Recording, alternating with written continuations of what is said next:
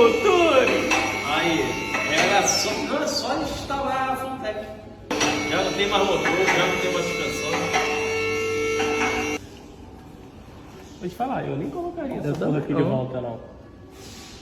Pra que colocar isso aqui, se forçar aqui, só vai foder o quadro daqui do carro, não precisa dar porrada. Ele tá pensando logo na porrada, mano. Aqui, foda-se. Ela tem a veste lá pra trás e é isso. Então já era, então é isso.